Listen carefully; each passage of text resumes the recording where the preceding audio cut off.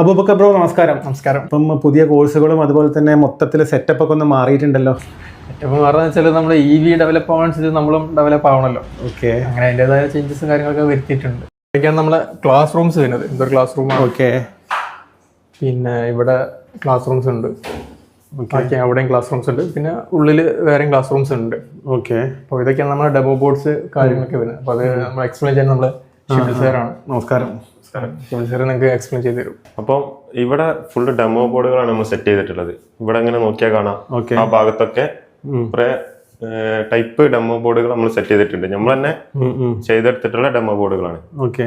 അപ്പൊ ഇത് വരുന്നത് ഒരു 2 വീലർ ബേസിക് നമ്മളെ സാധാ വണ്ടി ഉണ്ടല്ലോ, അതിന്റെ ഒരു വയറിംഗ് കിറ്റാണ് ഇത്. ഓക്കെ. പിന്നെ ഇവിടെ വന്നിട്ട് ഇതൊക്കെ EV-ലേക്ക് വരുമ്പോൾ അതൊരു റിക്ഷന്റെ മോട്ടർ കാര്യങ്ങളൊക്കെ വെച്ച് വർക്കിംഗ് ആണ്. എല്ലാ കാര്യങ്ങളും കൺട്രോളർ, ഡിസ്പ്ലേ എല്ലാം സെറ്റ് ചെയ്തിട്ട് ബാറ്ററി ഇവിടെ ഉണ്ട്. ഇതൊക്കെ നമ്മള് സ്റ്റുഡൻസ് തന്നെ കസ്റ്റമൈസ് ചെയ്തെടുക്കുന്ന ബാറ്ററികളാണ്. ഓക്കെ. പിന്നെ ഇങ്ങോട്ട് വരികയാണെങ്കിൽ ഇത് വേറൊരു വണ്ടിന്റെ ഒരു വയറിംഗ് കിറ്റാണ്, യമഹ ഗ്ലാഡിയേറ്റർ വണ്ടിന്റെ. ഓക്കെ. പിന്നെ ഇത് സെൽ ചാർജർ, ഇതൊക്കെ സ്റ്റുഡൻസ് പ്രൊജക്റ്റ് ആയിട്ട് ചെയ്യുന്ന സംഭവങ്ങളാണ്. അപ്പൊ എല്ലാം ഇവിടെ ഡെമോ പോലെ കൂടുതൽ പ്രാക്ടിക്കലിന് ഇമ്പോർട്ടൻസ് കൊടുത്തിട്ടാണ് ചെയ്യുന്നത്. പിന്നെ ഇങ്ങോട്ട് നോക്കിക്കഴിഞ്ഞാല് ഇലക്ട്രിക്കൽ ഹോം വയറിംഗ്, അതായത് ഒരു ഹോം വയറിംഗിന്റെ ഫുൾ വയറിംഗ് കിറ്റുകളാണ് ഇവിടെ ഉള്ളത്. എല്ലാം വർക്കിംഗ് ചെയ്തിട്ടാണ് കാണിച്ചു കൊടുക്കുക. കാരണം ഇതൊക്കെ പ്രാക്ടിക്കലായിട്ട് ചെയ്യുമ്പോഴാണ് കൂടുതൽ എന്ത് ചെയ്യാം കുട്ടികൾക്ക് മനസ്സിലാവുക. പിന്നെ അങ്ങോട്ട് നോക്കിയാൽ അവിടെ ഉണ്ട് ഫുൾ ഡിസ്പ്ലേ ആയിട്ടാണ് നമ്മൾ ചെയ്യുന്നത്. അപ്പം നമ്മളിവിടെ പഠിപ്പിക്കുന്നത് EV ആണല്ലോ. EV പഠിപ്പിക്കുമ്പോൾ അതിന്റെ മോട്ടോറുകളെ കുറിച്ച് എന്ത് ചെയ്യണം, കൂടുതലായിട്ട് പഠിപ്പിക്കണം. അപ്പം അതിന്റെ മോട്ടോർ കാര്യങ്ങളാണ് ഇത്.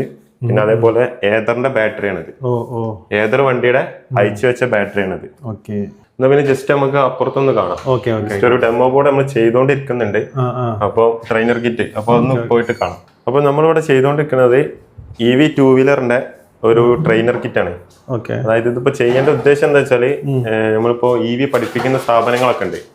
അപ്പൊ അങ്ങോട്ടേക്ക് നമ്മള് ചെയ്ത് കൊടുക്കാറുണ്ട് ഇങ്ങനെ ഒരു ട്രെയിനർ കിറ്റ് പോലെ. ഇങ്ങനെ എല്ലാം സെറ്റ് ചെയ്തിട്ട് ഇതിന്റെ കൺട്രോളർ കാര്യങ്ങളൊക്കെ സെറ്റ് ചെയ്ത് ഇങ്ങനെ ചെയ്ത് കൊടുക്കാറുണ്ട്. അതേപോലെ നമ്മളുടെ ഇവിടുത്തെ കോഴ്സിന്റെ ഡീറ്റെയിൽസ് ഒക്കെ ഒന്ന് പറയാൻ പറ്റുമോ? കോഴ്സിന്റെ ഡീറ്റെയിൽസ് നിലവിൽ നമ്മൾ റെഗുലർ കോഴ്സിനാണ്, ഏതൊരാൾക്കും പഠിക്കാൻ പറ്റുന്ന രൂപത്തിലാണ് നമ്മൾ ആ കോഴ്സ് ഡിസൈൻ ചെയ്തിട്ടുള്ളത്. ബേസിക് ഇലക്ട്രോണിക്സ് മുതൽ തന്നെ സ്റ്റാർട്ട് ചെയ്തിട്ട് ഒരു EV-യിലോട്ട് എത്തുന്ന രൂപത്തിലൊരു കോഴ്സാണ്. അപ്പം അത് നമുക്ക് ഇതിൻ്റെ ABCD അറിയാത്ത ആൾക്കാരും നമുക്ക് എന്ത് ചെയ്യാൻ പറ്റും, പ്രൊവൈഡ് ചെയ്യാൻ പറ്റുന്ന ഒരു മെയിൻ നമ്മൾ റെഗുലർ കോഴ്സ്. പിന്നെ അതല്ലാണ്ട് ഈ ഒരു ഫീൽഡിൽ കുറച്ചൊരു നോളജ് ഉള്ള ആൾക്കാരാണ്, അവർക്ക് സംബന്ധിച്ച് ചിലപ്പോൾ ബേസിക് കാര്യങ്ങളൊന്നും വേണ്ടി വരില്ല. അപ്പോൾ അവർക്ക് വേണ്ടി നമ്മൾ ഷോർട്ട് ടൈം കോഴ്സുകൾ നമ്മൾ കൊടുക്കുന്നുണ്ട്. അത് നമുക്ക് എന്താ വെച്ചാൽ ലിഥിയം ബാറ്ററിയുടെ ഒരു 6 days പ്രോഗ്രാം ഉണ്ട്. പിന്നെ അതുപോലെ നമുക്ക് ഇനിയിപ്പോൾ ചില ആൾക്കാർക്ക് EV എന്തെങ്കിലും ബിസിനസ് ചെയ്യാനുള്ള ആൾക്കാരുണ്ടാവും. അപ്പോൾ അങ്ങനെ ഒരു ആഗ്രഹിച്ച് നിൽക്കുന്ന ആൾക്കാർക്ക് ചിലപ്പോൾ അത് റെഗുലറായിട്ട് ക്ലാസ് അറ്റൻഡ് ചെയ്ത് പഠിക്കാനുള്ള ഒരു സമയം കാര്യങ്ങളൊന്നും ഉണ്ടാവില്ല. പക്ഷെ നമുക്കറിയാം, ഒരു ബിസിനസ് ചെയ്യുമ്പോൾ സ്വാഭാവികമായിട്ട് അതിനെ കുറിച്ചിട്ട് നോളജ് ഉണ്ടാവുക എന്നുള്ളത് ഇമ്പോർട്ടൻസ് ആണ്. അപ്പോൾ അങ്ങനത്തെ ആൾക്കാർക്ക് അതിനെ കുറിച്ചിട്ട് നോളജ് ഉണ്ടാക്കിയെടുക്കാൻ വേണ്ടിയിട്ട് നമ്മൾ എന്ത് ചെയ്യുന്നുണ്ട്, ഒരു ഓൺലൈൻ പ്രോഗ്രാം ചെയ്യുന്നുണ്ട്. ഒരു മാസം ഒരു ഓൺലൈൻ പ്രോഗ്രാമായിട്ട് ചെയ്യുന്ന നമ്മൾ അങ്ങനത്തെ ആൾക്കാരാണ് അതിൽ ഫോക്കസ് ചെയ്യുന്നത്. പിന്നെ നമ്മൾ നോർമലി ഒരു ദിവസത്തെ വർക്ക്ഷോപ്പുകൾ നമ്മൾ ലിഥിയം ബാറ്ററി, അതെന്ന് വെച്ചാൽ അതിനെ കുറിച്ചിട്ട് ഒരു അവയർനെസ് ആൾക്കാർക്ക് ആഗ്രഹിക്കുന്നുണ്ടാവും. ഇതെങ്ങനെയാണ് അതിൻ്റെ കാര്യങ്ങൾ, അതിനെ കുറിച്ചിട്ട് ഒന്ന് അറിഞ്ഞിരിക്കണം എന്നുള്ള ആഗ്രഹം ഉണ്ടാവും. അപ്പം അങ്ങനത്തെ ആൾക്കാർക്ക് വേണ്ടിയിട്ട് നമ്മൾ എന്ത് ചെയ്യുന്നുണ്ട്, ഒരു ദിവസത്തെ ലിഥിയം ബാറ്ററി വർക്ക്ഷോപ്പ്, അതുപോലത്തെ EV വർക്ക്ഷോപ്പ് കാര്യങ്ങളൊക്കെ പ്രൊവൈഡ് ചെയ്യുന്നത്. അതേപോലെ ഈ EV സർവീസ് ടെക്നീഷ്യൻസ് ഉണ്ടല്ലോ. ഇപ്പം നമ്മൾ വണ്ടിക്ക് സർവീസ് ചെയ്യാൻ കൊടുത്തിട്ടുണ്ടെങ്കിൽ കിട്ടാനുള്ള ഒരുപാട് ഡിലേ, അപ്പോൾ ടെക്നീഷ്യൻസിൻ്റെ ഷോർട്ടേജ് ആണെന്ന് ഞാൻ കുറെ പറഞ്ഞു കേട്ടിട്ടുണ്ട് പല സ്ഥലത്തുനിന്നുമായിട്ട്. അത് ശരിയാണോ ഈ പറയുന്നത്? എത്രത്തോളം ശരിയാണെന്ന് ചോദിച്ചിട്ടുണ്ടെങ്കിൽ അത് നമുക്ക് തന്നെ ഒരുപാട് എൻക്വയറീസ് ഇപ്പോൾ നിലവിൽ ആളെ കിട്ടാനില്ലാഞ്ഞിട്ട് എൻക്വയറീസ് വന്ന് കിടക്കുന്നുണ്ട്, നല്ലൊരു ടെക്നീഷ്യനെ കിട്ടുമെന്ന് ചോദിച്ചിട്ട്. അപ്പോൾ അതിലൊക്കെ എന്താ നമുക്ക് തന്നെ ബുദ്ധിമുട്ട് അതുതന്നെയാണ്. ഇവർ നമ്മളെ വിശ്വസിച്ച് ആൾക്കാർ ചോദിക്കും, നമ്മൾക്ക് ആൾക്കാരെ അത് പ്രോപ്പറായിട്ട് കൊടുക്കാൻ പറ്റാത്ത കാരണം എന്താ വെച്ചാൽ മാർക്കറ്റിൽ അത്രയും ഓപ്പർച്യൂണിറ്റീസ് ഉണ്ട്. അപ്പോൾ പിള്ളേർ ആഗ്രഹിക്കുന്നത് അവരുടെ ചുറ്റുവട്ടത്തിലുള്ള ഏതെങ്കിലും സർവീസ് സെൻ്ററിൽ വർക്ക് എടുക്കണം എന്നുള്ളതാണ്. അപ്പോൾ അവർക്ക് അങ്ങനെ ഒരു ഓപ്പർച്യൂണിറ്റി കിട്ടുന്നുണ്ട്. പിന്നെ പിള്ളേർക്ക് ചില ആൾക്കാർ 4 വീലർ മാത്രം മതി എന്ന് ആഗ്രഹിക്കുന്ന ആൾക്കാരുണ്ട്, അവർക്ക് അതും കിട്ടുന്നുണ്ട്. ഇപ്പോൾ ഒരുപാട് പേരിപ്പോൾ 4 വീലേഴ്സ് വർക്ക് ചെയ്യുന്നവരുണ്ട്. പിന്നെ ഇപ്പോൾ ചില ആൾക്കാർക്ക് 4 വീലർ വേണ്ട, 2 വീലർ തന്നെ കുറച്ചും കൂടി വർക്ക് തന്നെ ഒരു ഏരിയ കിട്ടണം എന്നുള്ള ആഗ്രഹിക്കുന്നുണ്ട്. അപ്പോൾ അവർക്ക് എന്ത് ചെയ്യേണ്ടത്, അവരുടേതായ രൂപത്തിൽ നിന്ന് കിട്ടുന്നത്. അപ്പോൾ നമ്മൾ കൊടുക്കുന്നത് തന്നെ അവർക്ക് എന്താ വെച്ചാൽ അഡീഷണലാണ്, അവർക്ക് അങ്ങനത്തെ ആവശ്യമില്ല. അപ്പം നമ്മൾക്ക് ഒരിക്കലും അവരെ നിർബന്ധിക്കാനും പറ്റില്ല, ഇന്നൊരു അല്ലെങ്കിൽ ഇന്നൊരു സർവീസ് സെൻ്ററിൽ വർക്ക് ചെയ്യണം എന്നുള്ള, അല്ലെങ്കിൽ 2 വീലർ മാത്രമേ ഇനീഷ്യലി വർക്ക് ചെയ്യാൻ പറ്റുള്ളൂ എന്ന് നമുക്ക് പറയാൻ കഴിയില്ല. അപ്പോൾ എന്താ വെച്ചാൽ അപ്പോൾ ഇത്രത്തോളം ഓപ്പർച്യൂണിറ്റി ഉള്ളത് കൊണ്ടാണ് നമുക്ക് അങ്ങനെ ആൾക്കാരെ കൊടുക്കാൻ പറ്റാത്തത്. അതാണ് അതിൻ്റെ ഒരു ഇത് വരുന്നത്. അപ്പം നമ്മുടെ അവിടെ ഈ റൂട്ട്സിൽ നമ്മൾ ഏകദേശം ഒരു ബാച്ചിൽ 8 to 10 പിള്ളേരാണ് നമ്മൾ ക്ലാസ്സിലെടുക്കുക. അപ്പം എന്താ വെച്ചാൽ അവർക്ക് അത്രയേറെ അറ്റൻഷൻ കൊടുക്കാൻ വേണ്ടിയിട്ടാണ്. +2 കഴിഞ്ഞിട്ടുള്ള ഒരു ആവറേജ് പിള്ളേരായിരിക്കും ഇവിടെ വരുന്നുണ്ടാവുക. സ്വാഭാവികമായിട്ടും അവർക്ക് ഇതിൻ്റെ ബേസ് കാര്യങ്ങളൊന്നും ഉണ്ടാവില്ല. അപ്പോൾ അവർക്ക് അത്രയും ഡീപ്പിൽ അതിൻ്റെ ബേസും കാര്യങ്ങളും കിട്ടിയാൽ കൂടുതൽ അവർക്ക് എന്ത് ചെയ്യാൻ പറ്റുള്ളൂ, ആ ഒരു ഏരിയയിൽ ഡെവലപ്പ് ചെയ്യാൻ പറ്റുള്ളൂ. അപ്പോൾ സ്വാഭാവികമായിട്ടും നമുക്ക് 8-10 പിള്ളേരെ വെച്ചിട്ട് സ്വാഭാവികമായിട്ട് ഈ മാർക്കറ്റിൽ ഫുൾ പ്രശ്നങ്ങൾ തീർക്കാൻ കഴിയില്ല. ഇത് പൾസർ അല്ലേ ബ്രോ? അതെ, ഇത് പൾസറാണ്. പക്ഷേ ഇപ്പൊ നിലവിൽ ഇത് EV ആണ്. ഒരു ഇലക്ട്രിക്കിലേക്ക് നമ്മൾ കൺവേർട്ട് ചെയ്ത വണ്ടിയാണിത്. ഇത് ഏത് മോഡൽ പൾസറാ? ഇത് 2011 മോഡൽ പൾസറാണ്. ആണല്ലേ? നമ്മൾ സ്ക്രാപ്പ് കണ്ടീഷൻ എടുത്താണ്. നമ്മളൊരു പ്രൊജക്റ്റ് ആയിട്ട് ചെയ്തതാണ്. ഇതിപ്പോൾ മൊത്തം EVയിലേക്ക് നിങ്ങൾ കൺവേർട്ട് ചെയ്ത് കഴിഞ്ഞു.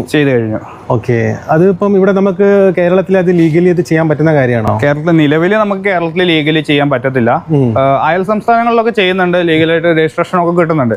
ഭാവിയിൽ നമുക്ക് കേരളത്തിൽ വരുമായിരിക്കും. പക്ഷെ നിങ്ങൾ ഇവിടെ പഠിപ്പിച്ചു കൊടുക്കുന്നുണ്ട്, ഇതിന്റെ ട്രെയിനിങ് നമ്മൾ പ്രൊവൈഡ് ചെയ്യുന്നത്. പക്ഷെ അങ്ങനെ ചെയ്യുന്നതിൽ ബുദ്ധിമുട്ടൊന്നുമില്ല. അല്ല, ട്രെയിനിങ് പ്രൊവൈഡ് ചെയ്യുന്നതിൽ ബുദ്ധിമുട്ടൊന്നുമില്ല. നമ്മൾ റോഡ് യൂസ് ചെയ്യാണ്ടിരുന്നാൽ മതി. ഇപ്പൊ അങ്ങനെയാണെങ്കിൽ നമുക്കിത് പഠിച്ചു കഴിഞ്ഞിട്ടുണ്ടെങ്കിൽ മറ്റ് സംസ്ഥാനങ്ങളിലൊക്കെ പോയിട്ട് ഇത് നമുക്ക് ചെയ്യാൻ പറ്റും, ജോലി ചെയ്യാൻ പറ്റും. അതുപോലെ തന്നെ നമുക്ക് കൺവേർട്ട് ചെയ്തിട്ട് ബിസിനസ് നമുക്ക് അലൗഡ് ആയിട്ടുള്ള സംസ്ഥാനങ്ങൾ നമുക്ക് ഇതിനെ പറ്റി നമുക്ക് ചെയ്യാൻ പറ്റും. ഇതിന്റെ ബാക്കി എനിക്ക് തോന്നുന്നു കർണാടകത്തിലൊക്കെ ഇത് ചെയ്യുന്നുണ്ട്.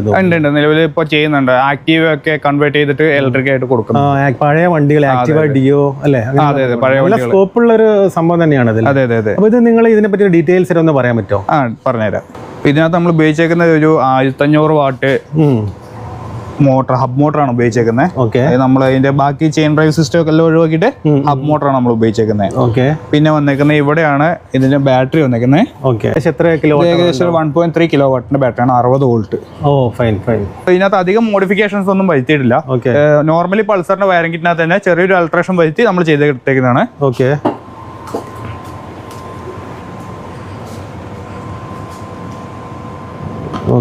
ബാക്കി സ്വിച്ചും കാര്യങ്ങളെല്ലാം പൾസറിന്റെ തന്നെയാണ് വന്നേക്കുന്നത്. ആകെ നമ്മൾ അഡീഷണൽ ചെയ്തേക്കുന്ന ഇവിടെ മാത്രമേ ഉള്ളൂ 3 സ്പീഡ് കൺട്രോളിങ്ങും റിവേഴ്സിന്റെ ഫംഗ്ഷനും. ഈ കൺട്രോൾ യൂണിറ്റ് കൊടുത്തിരിക്കുന്നത് ഇതിന്റെ ഉള്ളിലായിട്ടാണ്. ഇവിടെ ആയിരിക്കും അല്ലേ? അതെ, ഇവിടെ ആയിട്ടാണ്. അയക്കണമെന്നില്ല, കുഴപ്പമില്ല. അതേപോലെ ടാങ്ക് ഫ്രീ ആയിട്ട് ഇട്ടേക്കാണ്. ലുക്സിന് വേണ്ടിയിട്ട് ടാങ്ക് അങ്ങനെ തന്നെ. ഭാവിയിൽ വേണം നമുക്കത് സ്റ്റോറേജ് സ്പേസ് ആയിട്ട് നമുക്ക് ഉപയോഗിക്കാൻ പറ്റും. മുകളിൽ കട്ട് ചെയ്തിട്ട് നമുക്ക് ഉപയോഗിക്കാൻ പറ്റും. ഒന്ന് ത്രോട്ടിൽ കൊടുക്കാൻ പറ്റുക.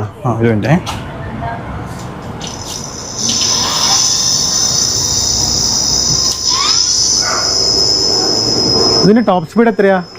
ടോപ്പ് സ്പീഡ് ഇപ്പൊ നമുക്ക് ഏകദേശം റോഡ് ഇറക്കാൻ പറ്റില്ല. ഇല്ല, റോഡ് മേലെ ഇറക്കാൻ പറ്റില്ല. നമ്മൾ ഇവിടെ നോക്കുമ്പോൾ ഏകദേശം ഒരു 25-30 നമ്മളിപ്പോ ഇതിനകത്ത് സെറ്റ് ചെയ്ത് വെച്ചേക്കുന്നത്.